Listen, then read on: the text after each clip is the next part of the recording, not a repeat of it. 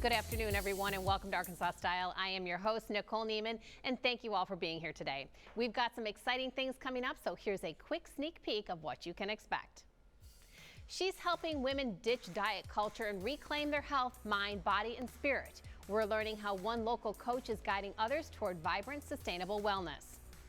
And when life gets tough, how do you bounce back? Well, today's Joy Corner is all about building resilience and finding strength in the struggles. And finally, what started as a simple idea to help others is now a nationwide effort.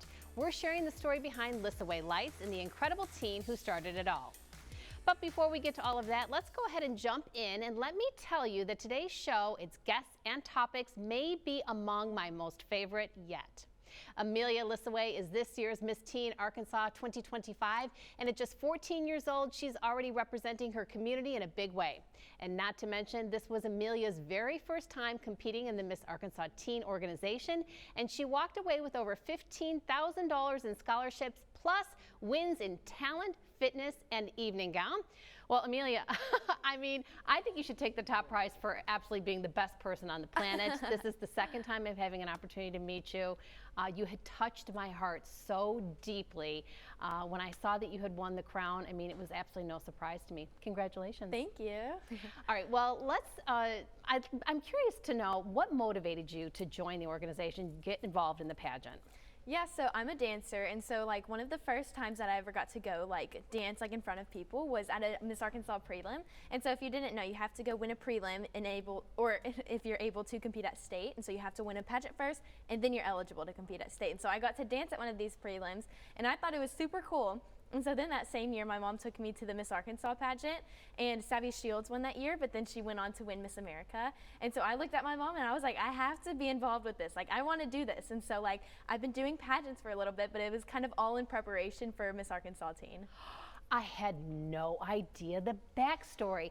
This is the cool thing about you, Amelia. As we dig a little deeper into you and your mission and what have you, I mean, there's a lot of preparation, like you say, that goes into this. You know, it's not an overnight success. You know, your dreams don't just, become reality. Right. You put in major amounts of hard work, and what an inspiration you are. Well, has it been everything you've expected it to be? Oh, it's been more. I'm super excited to be able to be doing all of the things that I've been able to do, even if it involves waking up at 3 a.m. for a 6 a.m. interview. But I've been able to meet already so many new people, and I've been able to go to different volunteering opportunities already. And so it's been super exciting being able to meet my board members and getting close with them, and also my sister queen, Kennedy. So we came from the same prelim, and so it was exciting that I got to watch one of my sister queens win Miss Arkansas, and so I'm super excited to spend my year with her and get closer. Okay, so again, this is another theme that I find interesting about pageant culture is that, it's a bunch of women kind of competing for that top prize, but Right. It does become, like you're saying, a sisterhood. Yes. And what's it been like to build those friendships? So it's been really cool, especially with this pageant, because in the Miss Arkansas Teen organization, no parents are allowed backstage. And so you have chaperones throughout the week. And so you really get to rely on your sister queens throughout the week and get really close with them. And so backstage, we developed this point system, and nobody knows how you get the points. But there were 2 girls that were giving people points throughout the week. And so you can gain points or you can lose points. And so it's just inside jokes like that will last forever. And I'm super excited to be able to see all of these girls at the prelims, that I'm gonna be able to go and visit them, so it's really exciting.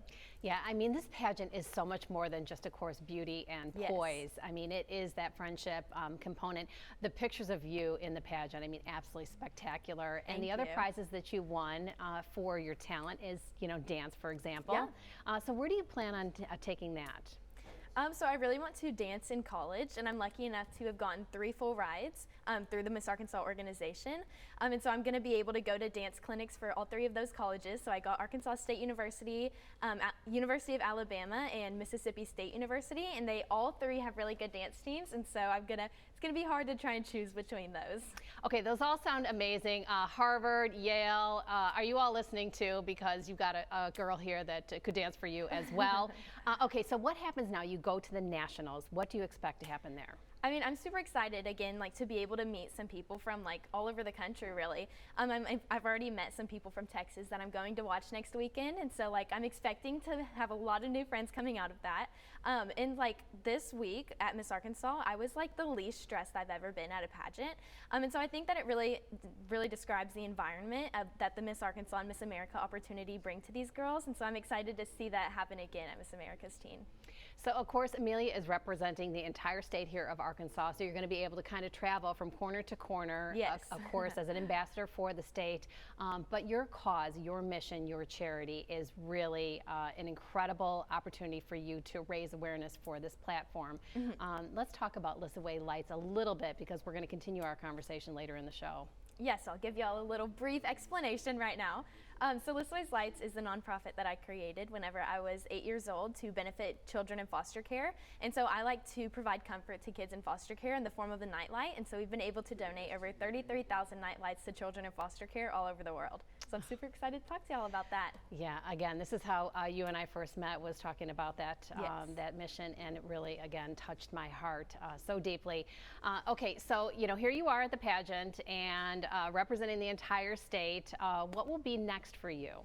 Okay, so some of the things that I'm super excited about, I've already been able to visit a couple of sponsors. That's one of the great things about the Miss Arkansas organization, is the people that are so gracious with their sponsors and the things that they give to this organization. And so I've been able to visit some boutiques and borrow some clothes from them, and I'm having some headshots done by one of our sponsors, or today actually.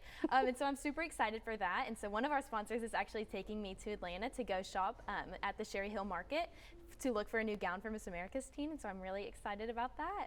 Okay, well, folks at home, if you're just meeting Amelia for the first time, she is all of that and so much more. I'm going to enjoy continuing our conversation. Great to have you back, honey. Congratulations. Thank you. If you would like to learn more about Amelia, her community initiative, or the Miss Arkansas Teen Scholarship Organization as a whole, just head over to missarkansas.org.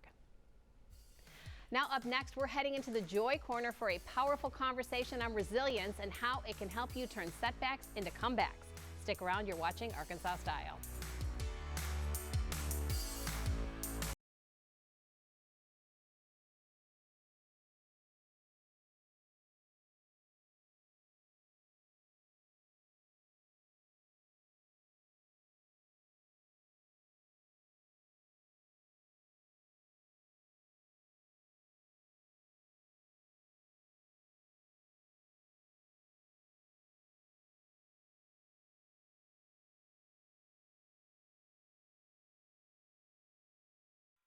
You're watching Arkansas Style on KARK.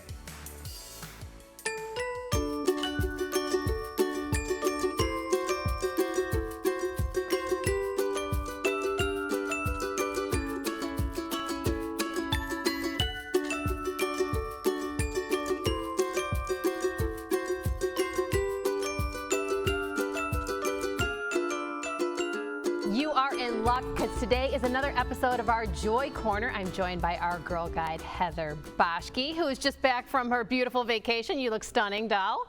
Thank you. I did come back. I came back for you. For all of us. Well, thank you so much. Today we are going to be talking about building resilience. Of course, I use this word, you know, in terms of like my workouts and things like that, but I don't think that's what we're talking about here today. What does building resilience actually mean? Yes. Okay. So resilience means you keep going even when something is hard or doesn't go as planned. It's not necessarily bouncing back, but bouncing forward with a deeper sense of who you are. And it's this inner knowing that no matter what shows up, if it's job loss or heartbreak, or you get sick, or you receive tough feedback, that especially when it's hard and when it hurts, that you have what it takes to move through it. And there are 4 components to resilience. The first part is emotional elasticity. So we all have the capacity to experience intense emotions like anger and grief and disappointment, but we don't get stuck or live there permanently. The second piece is mental flexibility. So the ability for us to shift our perspective and think critically in stressful situations and problem solve even when things feel out of control. The third piece is self-trust. So this deep internal belief that we can handle what comes even when we don't have all the answers yet. And of course, the last piece is that forward momentum. And this is key. We're not ignoring the pain, we're not ignoring the bad stuff, but we are moving through it and using it to fuel future action. And resilience shows up in so many ways. For example, if you are a parent, being a parent is a masterclass in patience, self-awareness, and letting go of what you thought was going to happen, right? It's a daily test of resilience. And so if you are a parent, you have already been practicing this on the daily. Preach. Yeah, I can definitely relate. But I mean, on a very, very serious note, Heather, I mean, we are talking about some of life's heaviest problems. There's no doubt about it. Life can get very tough. How do we keep that resilient muscle strong? Yeah, I've got 4 ways. The first is, and we talk about this a lot in the Joy Corner, reframing. I think life is a lesson in reframing things. So a resilient person doesn't interpret failure as a reflection of their worth. Like, I am bad. What's wrong with me? Instead, life is just data points. It is simply feedback. So instead of asking, what's wrong with me? Ask yourself, what can this teach me? So it's all about reframing failure as teachable moments. The second key to practicing resilience is we've got to regulate our emotions, especially under pressure. So this might look like taking a few deep breaths before responding to that email after you've been like punching the keyboard. It might look like walking away from a situation so you can process without reacting impulsively. When something knocks us off course and you feel like you can feel your face getting hot, you can feel the adrenaline rising, resilience looks and feels like calm waters. And finding the calm will help you shift your emotions to something more productive. Number 3, seeking help and connection. Contrary to the myth of resilience, being gritty, going it alone, and muscling through, resilient people know that leaning on others is actually a strength. And so reach out, talk through it with other people, and ask for support when you need it. And the 4th key is choosing growth over being bitter. Because when things happen, you lose your job enough times, believe me, I've been there, you go through heartbreak enough times, we can go into bitter land pretty quickly. And when life knocks us down, resilience is what helps us rise with wisdom, not just the battle scars, because we know we're going to get those. It's the part of you that says, I didn't ask for this, but I'm going to choose who I become because of it. Girl, I got to share a personal note. I mean, I got dealt some pretty tough news this morning with me and my son, and this topic could not have come at a better time. But of course, you face this self-talk, you know, that the script, the dialogue that's going through your head. You know, how can we help rescript that, the negative thoughts? Yeah. Well, first of all, I'm sorry to hear that. You know, second of all, when something goes wrong, a failed project, something in a relationship, a conflict, a rejection, our brain scrambles to make meaning, which makes sense. And our inner dialogue becomes the narrator. And self-talk that is disempowering will say things like, I messed this up. I'm not cut out for this. This always happens to me. I deserve this. And these are phrases that lock us into shame and fear. Resilient self-talk looks like, this is tough, but this is not the end. Or what can I learn from this? Or this one moment doesn't define who I am. These phrases create space to reflect, to recalibrate, and to rise. And so it's this swap of the inner critic for the inner coach. The inner critic is going to say, why is this happening to me? The inner coach will say, what is this making room for? What do I need to prioritize? The critic says, I should have known better, while the coach says, you did the best you could with what you know. And so we always have a choice, not over every circumstance, but over how we talk to ourselves, what we tell ourselves, and the steps that we can take next. And so resilience honors the full range of the human experience, the pain, the joy, the setbacks, and the comebacks. It doesn't erase the hard parts, but it transforms them into fuel for what's next. Oh, thanks for being in my corner, especially the Joy Corner. Always. Great to see you, honey. You too. Hey, when life gets tough, I sure hope you're able to flex that resilient muscle and rise above.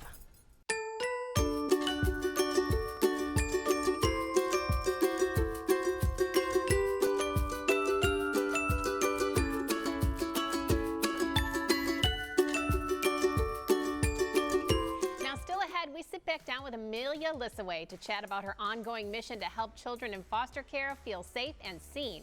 We'll be right back. You're watching Arkansas Style.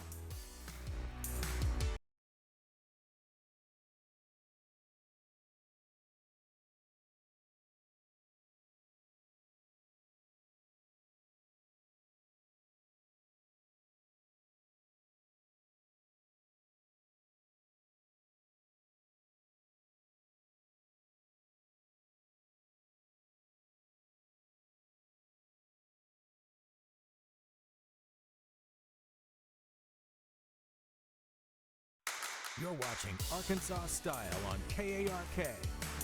Welcome back to Arkansas Style. You know, it's often the simplest ideas that make the biggest difference, and today's story is a perfect example.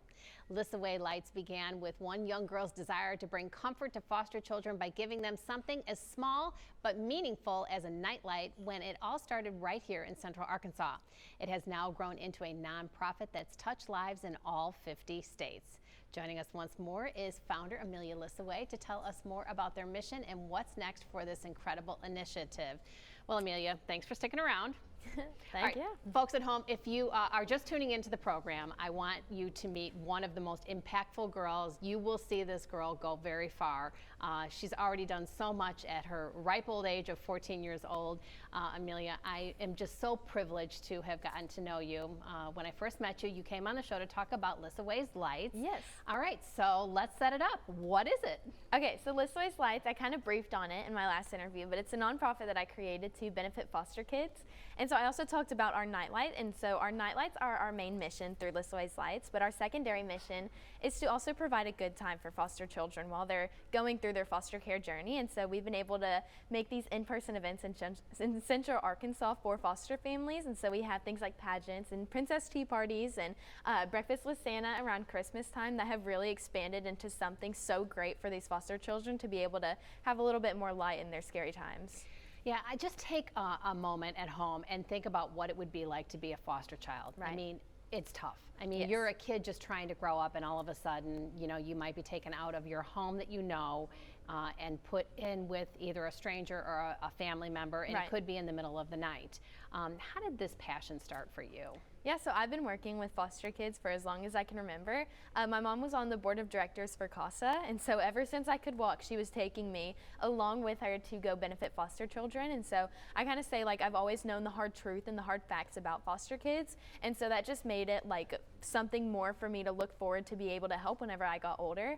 And so I was around 6 or 7 years old whenever organizations kept telling me that, like, you're too young to come and volunteer here, like, you don't fully understand what you're doing. And so I was like, well, I mean, I think I understand, and like I've been doing this for a minute now, and so I was like, if I can't go out and volunteer there, I'm just going to make my own place. And so a lot of people don't know this, but the very first thing that Lissaway's Lights did was a school fundraiser, and so I actually didn't even tell my mom about it until like it was about a week before. But I had gone to my school counselor, and I was like, hey, this is something that I want to do. Is this going to be are we able to do this in the school? And she was like, yeah, of course. And so that first fundraiser, we were able to get, I think, over $500 worth of donations for me to go and buy nightlights for these foster kids. And then after that, it just kind of expanded into what it is now. I mean, my heart just pitter-pats every time you tell this story. So what has it grown into today? Yeah, so Lissaway's Lights is not only coast to coast, but it's worldwide. And so one of my favorite things that we've been able to do through Lissaway's Lights is create an ambassador program. And so every year I sit down and I think through what Lissaway's Lights needs to do throughout this next year. And so I think it was 3 years ago, I was like, I want to create an ambassador program, because my belief is that if you're able to teach someone about the importance of helping foster kids or kind of instill that passion within them, then they grow up to be involved with that and want to help. And so then we start to see that decline of the foster care crisis in Arkansas. And so we've been able to have ambassadors all over the world. This year we have about 20 of all ages. And so they're in their communities having nightlight drives and hosting packing parties and teaching, and not only learning about foster kids, but also teaching people about foster kids in their community. Whew, it takes my breath away. Okay, so Amelia, you've had the opportunity to meet some of these foster kids with some of the other outreach programs that you're doing. Right. Let's touch on that again. Yeah, so we've been able to hear back from a lot of foster kids. A lot of times through the Nightlight donation program, we're not able to hear directly from the foster kids, but we do hear back from the foster care organizations. And so I'll tell you one of my favorite stories. So there was this little boy in Oklahoma. I think he was like 5 or 6 years old, and he had a sister, and they had both just come into foster care, and he had to sleep with the hallway light on every night. No matter what, he was like, I need to keep it on. And it wasn't because he was scared of the dark, but he wanted to be able to watch his sister through the hallway. And so whenever they were able to get this nightlight, it provided a lot of comfort for him, and he was finally able to turn that hallway light off because he trusted that he was going to be able to see his sister with this nightlight. And so that was just a cool story that I was able to hear back from. And you know, working with these foster kids through the in-person events, I've also been able to have a deeper understanding of how I can help and what I need to do better for them. Okay, so again, if you missed our first interview, Amelia is all dressed up for a very good reason. She is raising her awareness in her platform. What did you just win? I just won Miss Arkansas Teen 2025, and so I went throughout the week and I was able to do several different areas of competition through the Miss Arkansas organization competition, and so I was able to get over $17,000 worth of scholarships and 3 full rides to 3 different universities, and so I'm super excited about that, and I'm also super excited to be able to represent Arkansas at Miss America's Teen. It's so good. This is one to watch. How about a shout out to your mom? Because of course, you know, you have such an incredible foundation for Oh yes, her. of course. So Yeah. not only has my mom helped me with Listoway's Lights and the expansion of that, I mean, she's supported me through everything. She's the president of Listoway's Lights, and so she's been able to kind of sign all of the things and be there to make decisions and help me with those. But she's also gotten me involved with this pageant journey. I mean, if it wasn't for her bringing me to my first prelim and bringing me to the state pageant the year that Savvy Shields won, I never would have gotten this opportunity and been able to expand Listoway's Lights into what it is. Shout out, Mom. Doing it right, girl. I love it so much. And of course, you have a beautiful brother at home who Yes. supports you as well. All right, so if folks want to help you with Listoway's Lights, how do they get in touch with you? Yeah, so Listoway's Lights has a website, listwayslights.com, and you can also visit us on social media. We have Instagram and Facebook, and it's just Listoway's Lights on those, but you're able to donate through our website and sign up for our monthly newsletter if you know any families that would like to sign up for that to see our different in-person events every month and our different statistics that we like to update on our newsletter. And so yeah, go visit those most definitely, and you can watch my news interviews on there because I was able to be on the Jennifer Hudson show, and so that interview is also on there if you want to go learn a little bit more about Listoway's Lights.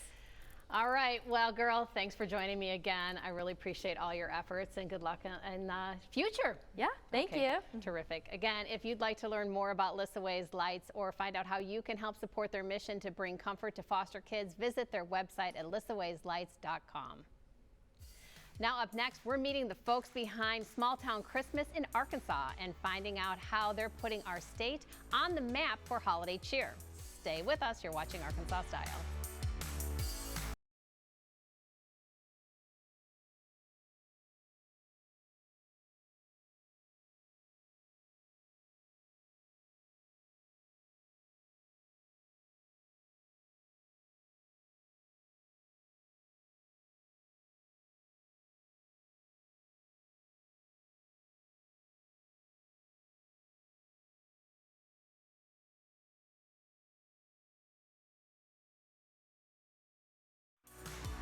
You're watching Arkansas Style on KARK.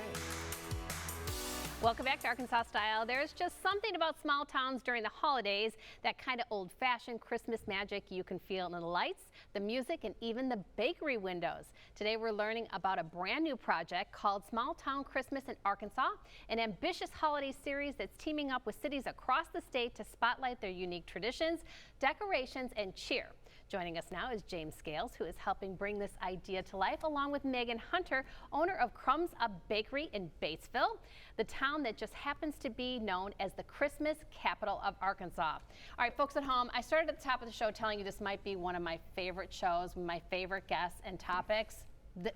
This is no exception. James, great to have you back. Megan, great to meet you. Nice to meet you. All right, James, set the table for us. Tell us, about your mission and what you're trying to do. All right. What we're doing is we're calling it from the Christmas capital to the state capital, small town Christmas in Arkansas. What we did is we got together with 25 Christmas cities in Arkansas. The plan is to start filming on the 1st of December in Batesville, Arkansas, and then to end filming on the 25th in Little Rock, Arkansas, because this is our capital. And then we have gotten 23 other cities involved. Conway, one biggest one is El Dorado. They actually have the biggest Christmas parade in Arkansas. We are going to hit Stewart Family Christmas Lights in Fayetteville because they have the biggest Christmas lights said to be in Arkansas. So it's really cool because I like a lot of the cities and things that I've talked to. They're very competitive about their Christmas and everything, and everybody's like, hey, our Christmas is going to be better than the next. Our lights are going to be better, which is cool because I love that playful Christmas spirit. But the main thing of this is to highlight our bigger cities and our smaller cities and our bigger Arkansas businesses and our small Arkansas business like First White River Furniture. They have helped me out. They're out of Batesville too. Mazzio's Pizzas has been very helpful. And this lady right here, another friend, she came with all her pastries as they do Christmas in July. We do. The Christmas in July. So, all right, before we pass it over to Megan, why are you doing this, and what can we do to help you? Because you're really trying to highlight the entire state. Well, to be honest with you, it's actually a theory that I got actually from California because I just came from there. And what they said is if you make your city or your state marketable, that everybody in the state will flourish and be good, and businesses will actually run in the black. So what they told me is, hey, you need to go back home and find out what your state's market is. So I've been back for 4 Christmas lights now. This is going on my 5th, and it's funny because I describe it Christmas lights because when I came back, it's the first time I got back in Batesville and saw our Winter Wonderland. Yeah. Sorry about that. So after a couple of years of seeing that, and I start thinking, wait, how many Christmas cities do we have? All right, well, Megan, you got to have a great bakery when you're talking about holidays and Christmas in particular. What did you bring here? And tell us a little bit about Crumbs Up. So we have brought in our little macaron tree. It's really popular around the holiday season. It's just cute and festive. We are Crumbs Up Bakery. We have been in our storefront since 2022. We've done well, and so show us how you're going to decorate this a little bit as you talk about some of the services, because of course you've got all this incredible pastries here on the table, but I see a salad. We do. What do you offer? So we offer, obviously all the sweets. That's where our heart lies. But we also do a lot of savory items too. We do salads. We bake bread every day for our sandwiches. We roast all of our meat in-house. So we try to make it to where when you come in, it's, breakfast, lunch, and dinner. We've got something for anything you might be craving. Look at this. Have you ever seen a macaron Christmas tree? Oh gosh, how perfect. This is exactly in the theme of Christmas in July, yes? Yes, ma'am. What's happening with that? So a few days out of the month of July, we completely go all out. We decorate the whole bakery, ceiling to floor. Sometimes we have a few guests that come by, and we just bring all of our favorite items that we do at Christmas time. Okay, well, you are doing it right. This is, folks at home, I don't know, Randy, if you can get on the largest cinnamon roll that's going to go in the Guinness Book of World Records here. This is unbelievable. Look at this. You could make an entire meal for a family of 4 on this cinnamon roll. Yes, ma'am. Megan, girl, you are doing it for the people. I love it. All right, well, James, if people want to get involved and help you out in your mission, how would they do that? Yes. First, you can. I'm sorry. That's okay. I'm sure you got a website for us or some social media. Yes, I do. Email is Luke153132 Entertainments. We are on Facebook. We're actually fixing to do a Kickstarter. We're going to get ready to do a Kickstarter for people to actually help out, which this is actually my Christmas coat. Actually, the reason why I have this on, let me stand up so you can see it, is because my You're buddy, a supermodel. Yes, ma'am. What he told me is he's like, hey, for friends and sponsors that want to help out, you got to come up with some creative. So I thought of NASCAR, and I thought, hey, well, let me get a Christmas coat with NASCAR are. But the arms are cut off first because it is summertime and it's a little hot. But A little hot. because what we're going to do is anybody that helps out with Kickstarter and everything, we're going to put their names and give them recognition on the sleeves and everything. So every year we can kind of like hang up the sleeves and All show about that the branding. how everybody helped us. But All right. Well, basically, Megan, this is unbelievable. Wow. you. The frosting, the creaminess, yummy, yummy. Well, great to meet you, honey. Thank you so much. James, great to see you. thank you, thank you. If you'd like to get your hands on some of these festive treats or place an order for your next gathering, just give Crumbs Up Bakery a call at 870-569-4379 or shoot them an email at orders@crumbsupbakery.com. Now, coming up, we're heading back into the Nightingale, our Book Nook gals, and trust us, this stretch of chapters packs an emotional punch. We'll be right back. You're watching Arkansas Style.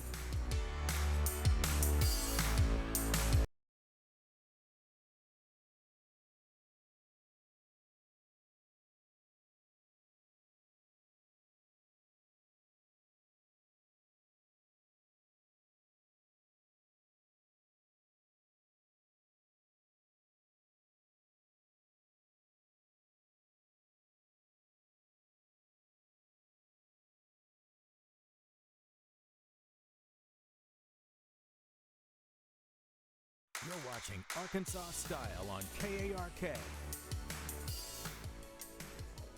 Welcome back to Arkansas Style. If you're reading along with us, you know chapters 14 through 25 of The Nightingale have been a roller coaster of emotions. There's heartbreak, hard choices, and loss of character growth, plus some scenes that are just utterly devastating. We knew this was going to be one that hurts, but nonetheless, Karen and Taylor are here to break it all down for us.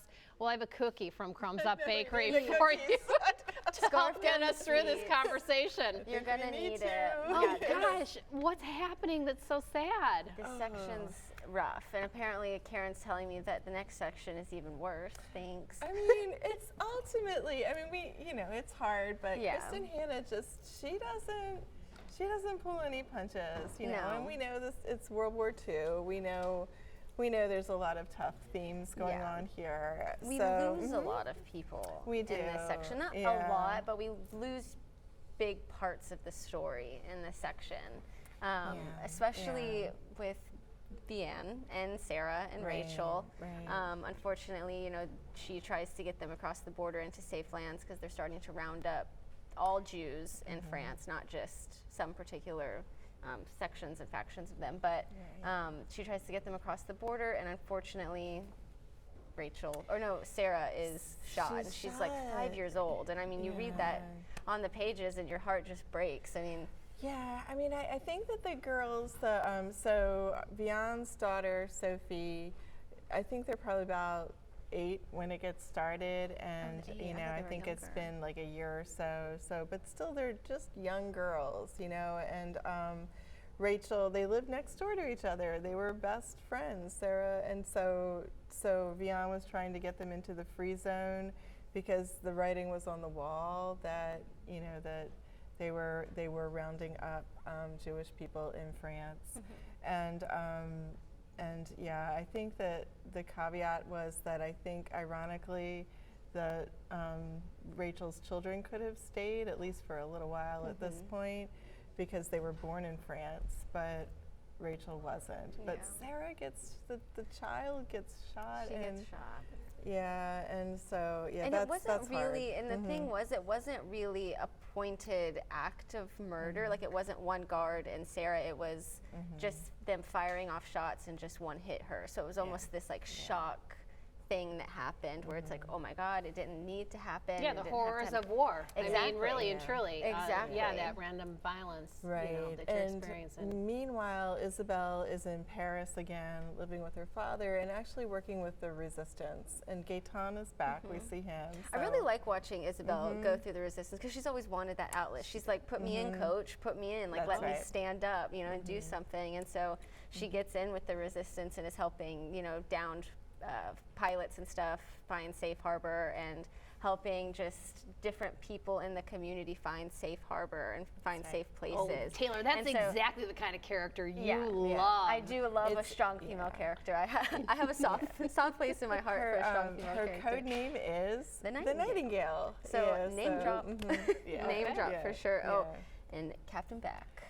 I have such a moral dilemma I with know. Captain Is Beck. I he think good? that's what Is he Kristen Hanna bad? did. Like, I think she purposely wrote Captain Beck as a martyr for moral dilemmas because you like want to feel for him and you want to be on his side because he does present a lot of positive He does some nice actions things. and aspects. You know, he helps Fianne with Sophie and he helps them get food and packages to Antoine. He and gets papers for so Rachel had a son as well who's about 3 years old at this point when losing his mom, losing his sister's mom, shipped off to the camp.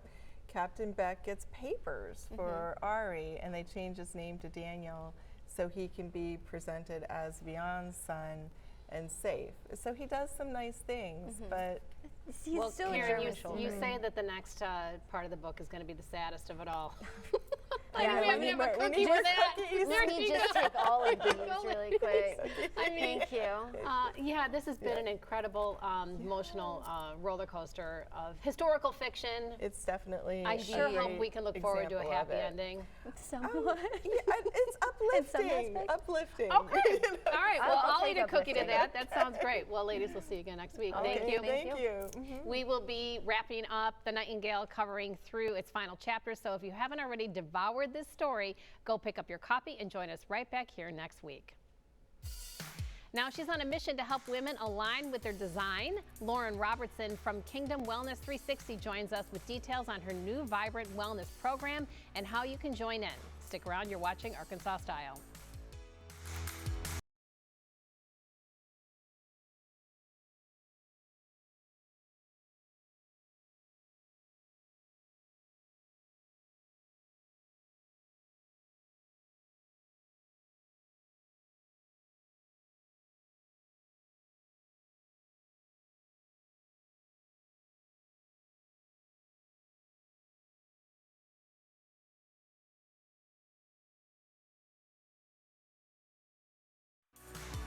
You're watching Arkansas Style on KARK.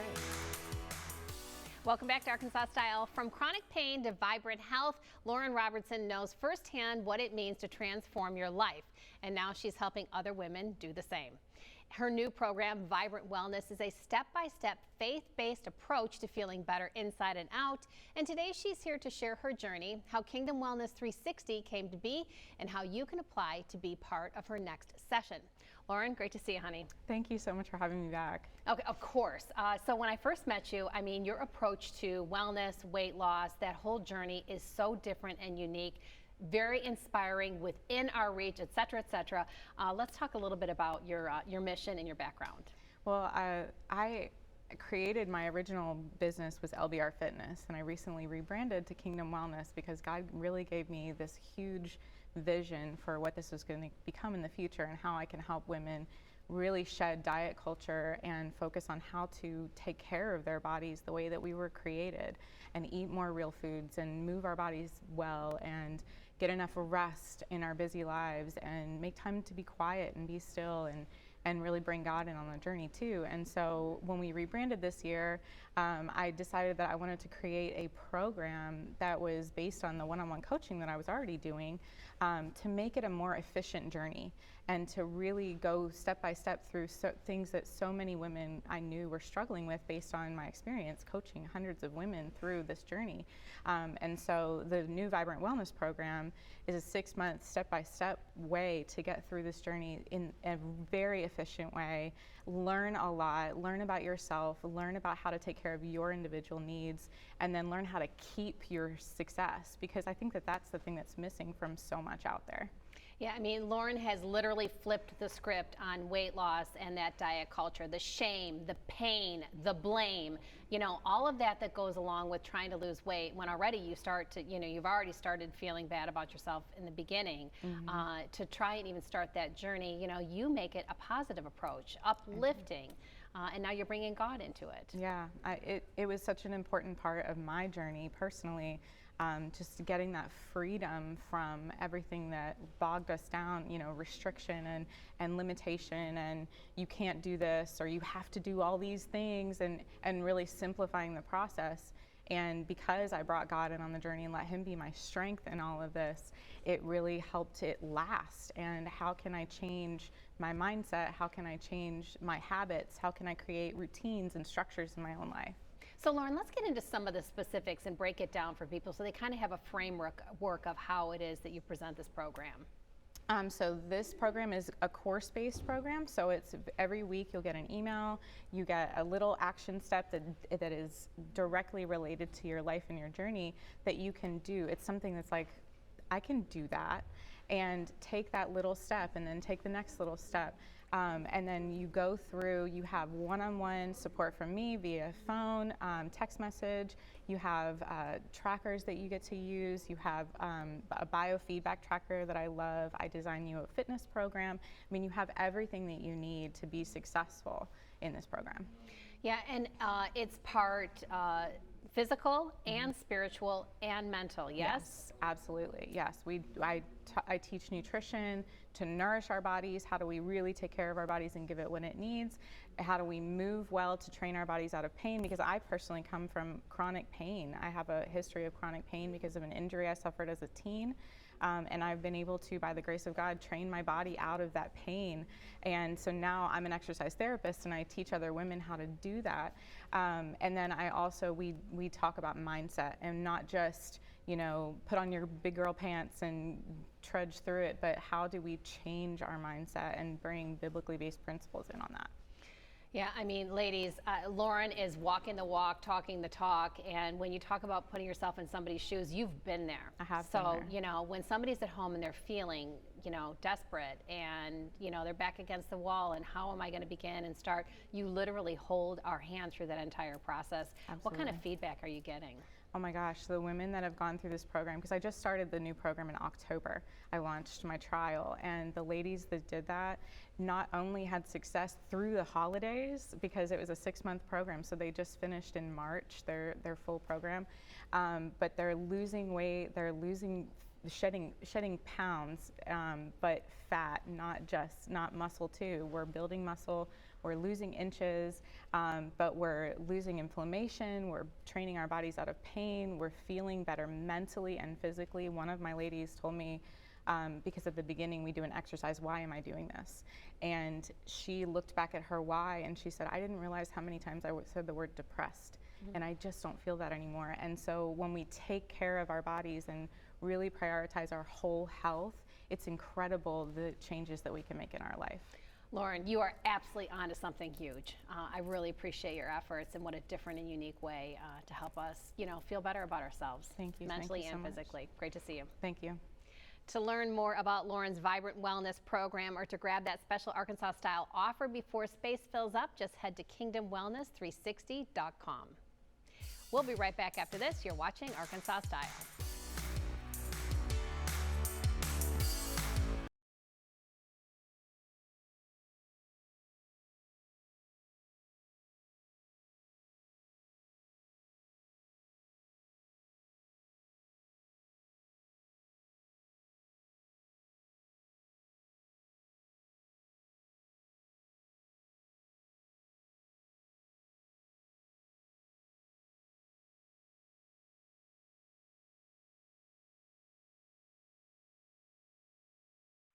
You're watching Arkansas Style on KARK.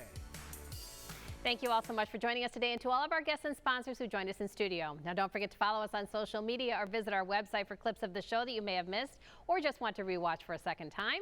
We will see you all again next time with love. Mwah.